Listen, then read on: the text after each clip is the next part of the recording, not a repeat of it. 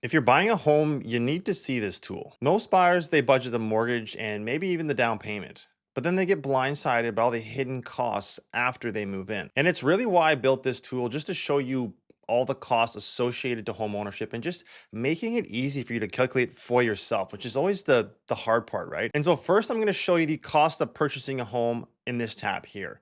And then when it comes to selling a home, so if that's you, I'm going to show you all the costs associated to selling a home on this tab.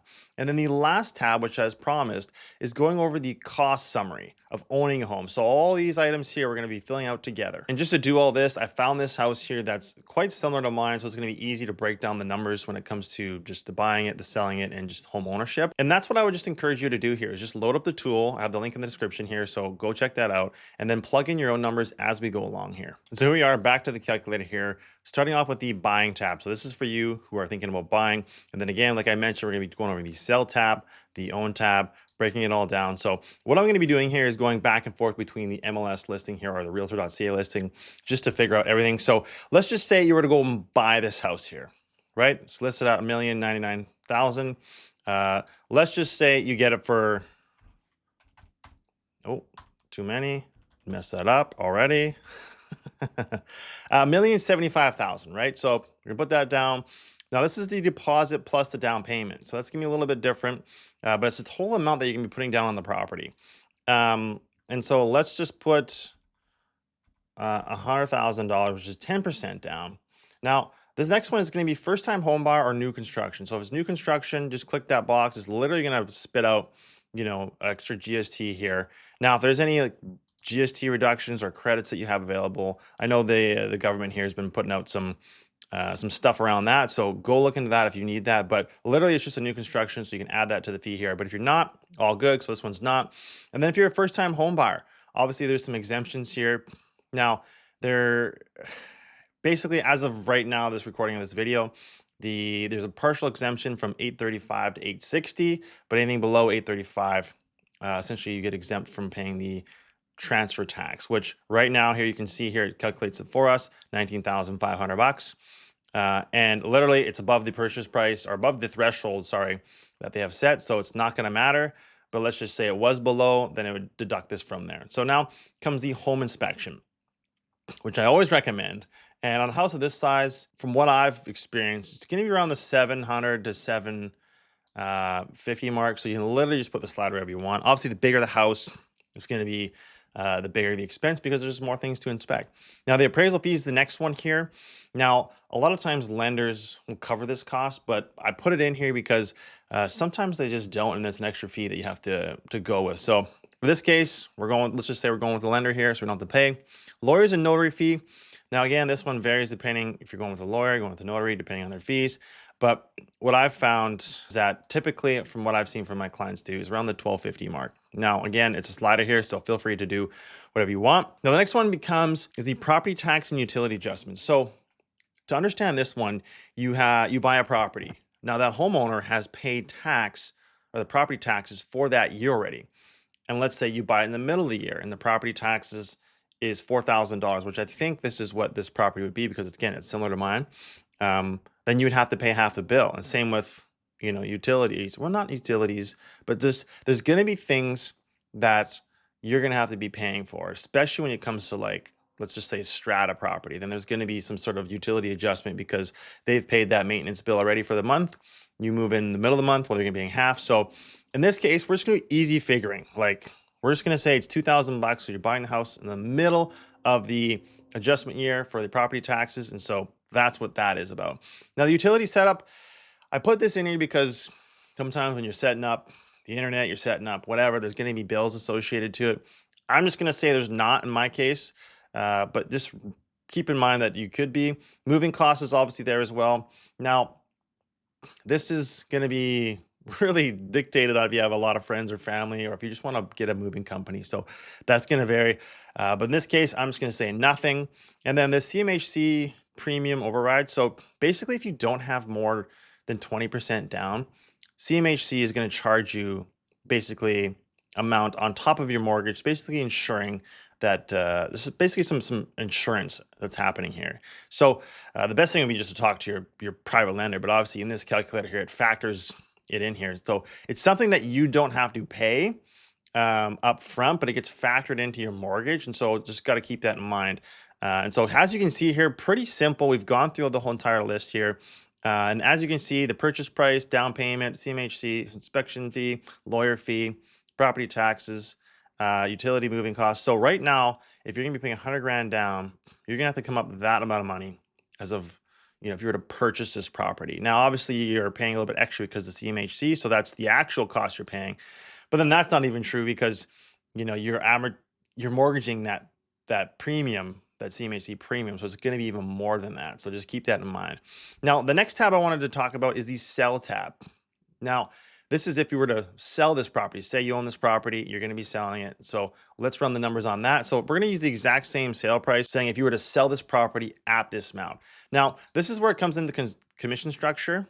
And it's really depending on like what realtor you go with. Like every realtor more or less plays within a ballpark or plays within a range.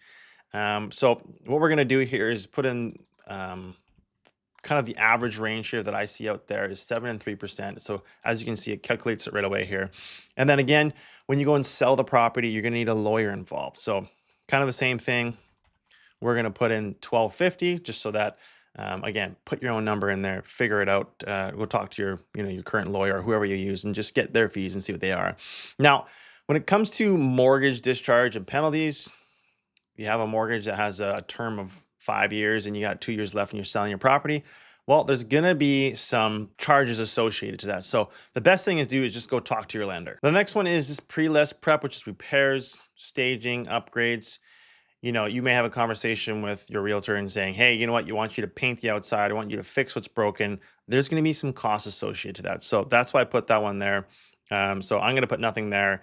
Bridge financing, same thing. If you don't have the funds from your sale before you can purchase your next property, then there's going to be some sort of bridge financing. So that's why I put it there. And then temporary storage, mortgage current payoff optional. So in this case, let's just say the homeowner, when you're selling the property, still has a $400,000 mortgage here. So they're at the end of the term, it all works out. There's no penalties, there's no bridge financing, no storage, no prep really work. So this is going to be the actual cost that's going to be associated and how much money you're going to be, in your pocket. Now, again, there's taxes, there's other things that can come up, but this is just a simple version. So you can go plug and play and see how much money would be in your pocket at the end of the day. So $1,075,000, the commission is $36,250. And then obviously there's GST on the commission. So something that or maybe you're not aware of, but obviously there's GST on top of services. So that's what that is. And then legal fees, $1,250. And then none of these things apply for our situation here. And so the total selling cost to sell your home would be that much. And net proceeds before the mortgage. And then, net proceeds after the mortgage. So this is how much you would pocket after, selling your home there. Now, if you're selling and buying, you'd basically go through this process here. Okay, this is how much I'm selling. Okay, these are the net proceeds I have. I'm going to be putting, let's say, $600,000 down. So then you change this number, to 600,000. And it's like, okay, how much money, do I need, basically? So that's what I would do if you're thinking about selling and then buying. And then the last one I want to talk about here is home ownership. Like, how much does it cost to actually own a home? And this is the one that I see blindside a lot of buyers, or a lot of people. It's just like, wow, I didn't realize it was going to be this expensive to purchase a home, and then all the costs that are associated to home. So that's why I built this calculator. So what we're going to do here is the home value. So again, same property here. We bought it for $1,075,000. Now, annual property taxes. Now, this is one that can be found literally on the page here. So annual property taxes is this much. Now, $4,245. What I want you to keep in mind is this little thing here is that there's going to be a basic homeowner grant. Now, if you don't live in the property, then you're not going to get it. But if you do live in the property, there's going to be a deduction in this. So now for where I live, it's going to be $570 deduction. So what we're going to do here is literally just minus this off of the total amount here. So let me try this again. 445 minus 570. And I'm in British Columbia here, so, use that number there. But if you live anywhere else in Canada, then obviously you're going to have to look at what's applicable to your province there. But that's how much basically annual property taxes would be. Now, the next one is the annual home maintenance. Now, this home, It's a little bit newer, probably not that much maintenance to do. It's similar to my house. So there's, if I think of the house that I've owned here, there wasn't that much maintenance to do really in the annual home maintenance. So it's something you got to think about if you're purchasing a home or you're owning a home that's a little bit older and needs a bit more maintenance. Then, a lot of people have suggested that it's 1% of the home value's price. So what we can do here is this home's a little bit newer. So 1% would be $10,000. I'm going to put $5,000 because there is some costs that come up, but it's really not truly 1%. At least in my case, it hasn't been. Now, the next one is annual home insurance. So you can go talk to a broker, go talk to somebody if you want. If you need help with that, I got a connection. More than happy to set that up for you. But we need to know the annual home cost. So right now, mortgage in my house, or not mortgage, insurance on my place is about $2,400. Now, depending on what kind of coverage you get, this is kind of what I'm paying for. And it has all the basic coverages you want here. Now, the next one is the mortgage calculator. Now, if you know what your mortgage is going to be, then just put that number in here. But if you need to calculate that here, you just click this button here, and then you can put the mortgage amount here. So let's just say for easy figuring, we have a $600,000 mortgage on this property. Let's make it 800,000. $800,000 mortgage. The interest rate right now, I've seen them around 4. Let's just type this in. Come on now. 4.25. Let's say it's amortized over 20. And so that's what the monthly mortgage is going to be. And as you can see here, it's added to the annual cost of home ownership. So continuing down here, electricity. I literally just got my bill today, actually, as we're making this video here. So it's $75 a month. Gas is $50 a month. So the next one being water and sewer. Now, depending on what municipality you're in, it may be included. It may not be included in your property taxes. Mine is not. So it's basically pay as you go because I got a water meter up front. If you don't, then maybe pay a flat fee with your city. So right now it's about $1,200 a year. And so basically this is monthly, right? So we got to divide that by 12 and then put it in there. Garbage and recycling. So for myself, this is included in the property taxes. So I'm not going to, basically not going to add this here. And then moving on to monthly subscriptions, internet bill. Everybody has internet these days. So we're going to put that in there. $80. Cable and streaming. Again, everyone has some sort of service. So what we're going to do, not $500, $50. And then the next one here comes down to like annual reserves. Do you want to be saving up money towards, things that need to get done? Maybe the roof needs to get done. Maybe the hot water tank's coming or the furnace or whatever it may be. If you want to plan some maintenance here, some annual reserve. So, this is on top of the maintenance that's required, right? So let's just say you want to save, I don't know, $2,000 a year for this property. Then that's what you put there. And then the same thing with the emergency fund is like, how much do you want to be saving for each year? And if it's nothing, put 0. But if it's something, then you can put that number there as an annual number. Now, as you can see here, we have the total breakdown. So right now, this house right here, if you're to buy it, with these details, it's going to cost you $5,762 a month. Now, keep in mind that is after-tax dollars you're dealing with. So then you have to figure out backwards, like, okay, how much tax am I being, taxed on my income? Figure that out, and then plug those numbers in, and then just see if you can actually afford that kind of home. Here's a nice little spreadsheet, or a little, not spreadsheet, but just a pie graph of like what it's all breaking down. Now, I did add this to a strata property because there's going to be some people that aren't buying a detached house. Maybe they're buying a townhouse. Maybe they're buying a condo. And so if you are, what I want you to do is click this tab here, and then you have a whole bunch of more options here when it comes to strata. So I'm just going to put this in here just so you can see how it works. But let's just say your strata fee is not $4,500, it's $450.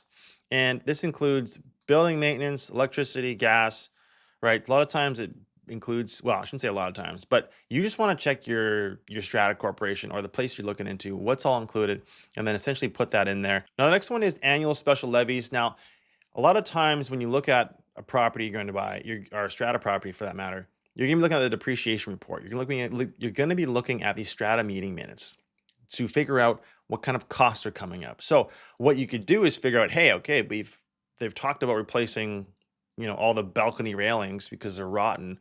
It's, proposed to cost each person $5,000. Well, you could put that in there, $5,000. Now, obviously, it's not going to happen every year because a special levy is something that happens outside of the norm. Or maybe it's not outside the norm, but they plan for it in their budget saying, hey, our contingency fund is not going to be able to afford replacing the roof. So there's going to have to be a special levy come time to do that. Now, what you could do if you were, thinking ahead is like, okay, the annual special levy in 5 years from now is going to be X. So I'm going to need to save up X amount a year to, cover that cost. So something you could do there. And then move in, move out fees, they're usually like $100 or something, right? Not 1,000, $100.